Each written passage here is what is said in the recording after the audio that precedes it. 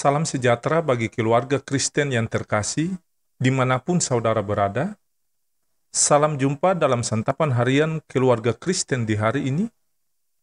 Damai sejahtera Allah yang melampaui segala akal akan memelihara hati dan pikiran Bapak, Ibu, dan anak-anak dalam Kristus Yesus. Keluarga Kristen yang terkasih, sebelum kita membaca firman Tuhan dan mendengar santapan harian keluarga di saat ini, mari kita berdoa. Ya Tuhan Yesus firman yang hidup, kami mohon penuhi kami dengan kuasa Roh Kudus, sehingga kami dapat mengerti kebenaran firman-Mu. Kami ingin firman-Mu hidup di dalam kehidupan kami, mampukan kami untuk selalu merenungkan dan melaksanakan firman-Mu setiap hari. Biarkan firman-Mu menjadi penuntun jalan hidup kami. Amin. Keluarga Kristen, pembacaan firman Tuhan terambil dari Kisah Para Rasul pasal 18, ayat 24 sampai ayat yang ke-28. Demikianlah bunyi sabda firman Tuhan. Sementara itu, datanglah ke Efesus seorang Yahudi bernama Apolos yang berasal dari Alexandria. Ia seorang yang fasih berbicara dan sangat mahir dalam soal-soal kitab suci. Ia telah menerima pengajaran dalam jalan Tuhan. Dengan bersemangat, ia berbicara dengan teliti, ia mengajar tentang Yesus. Tetapi ia hanya mengetahui baptisan Yohanes. Ia mulai mengajar dengan berani di rumah ibadah, tetapi setelah Priscilla dan Aquila mendengarnya, mereka membawa dia ke rumah mereka dan dengan teliti menjelaskan kepadanya jalan Allah.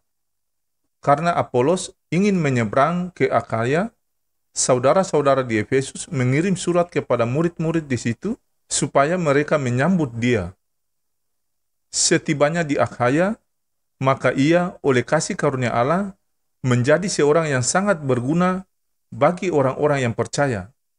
Sebab dengan tak jemu-jemunya, ia membantah orang-orang Yahudi di muka umum dan membuktikan dari kitab suci bahwa Yesus adalah Mesias. Demikianlah firman Tuhan di saat ini. Tetapi hendaklah kamu menjadi pelaku firman dan bukan hanya pendengar saja.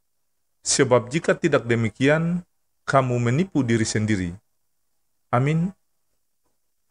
Keluarga Kristen yang dikasihi dan diberkati Tuhan, santapan harian keluarga di saat ini berjudul, Jadilah bermakna dengan apa yang ada padamu. Bapak, Ibu, dan anak-anak keluarga Kristen yang terkasih, hari ini kita mendengarkan kisah tentang pemberitaan Injil yang dilakukan Apolos di Efesus dan Akhaya. Ia seorang asal Yahudi dari Alexandria yang walaupun masih terbatas pengetahuan tentang Injil, namun berani menjadi seorang pemberita. Pengetahuannya mengenai Injil masih terbatas hanya tentang Yohanes Pembaptis. Keterbatasan pengetahuan tidaklah menyurutkan keinginan Apolos untuk memberitakan Injil di Efesus. Ia berani masuk ke rumah ibadah dan memberitakan Injil di situ. Keluarga Kristen yang terkasih, Priscilla dan Aquila juga ikut mendengarkan pemberitaan itu. Lalu mereka membawa Apolos ke rumah dan menjelaskan jalan Allah atau pekerjaan penyelamatan yang telah dilakukan Allah melalui Yesus. Apolos dengan sukacita dan rendah hati mau belajar dari kelebihan Priscilla dan Aquila.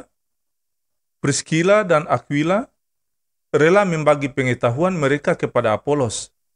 Inilah teladan tentang sikap rela berbagi dan mendengar agar semuanya menjadi berdaya. Orang yang berkelebihan tidak menjadi sombong dan yang berkekurangan tidak mengalami perasaan minder.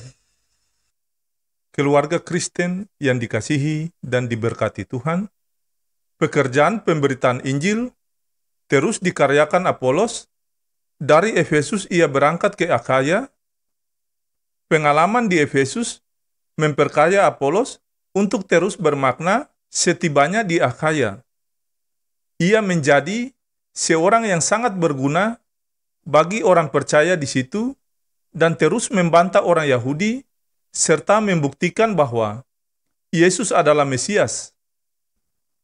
Keluarga Kristen yang dikasihi Tuhan, hidup Apolos menjadi berarti karena ia rela berbagi dari apa yang ada padanya. Ia juga seorang yang membuka diri untuk belajar dari kelebihan orang lain. Ia tidak hilang keberanian dan tetap bermakna dimanapun ia berada. Bapak, Ibu, dan anak-anak, keluarga Kristen yang dikasihi oleh Tuhan, belajarlah dari Apolos untuk menjadi saksi Tuhan Yesus. Ya Tuhan, jadikanlah keluarga kami berarti bagi orang lain.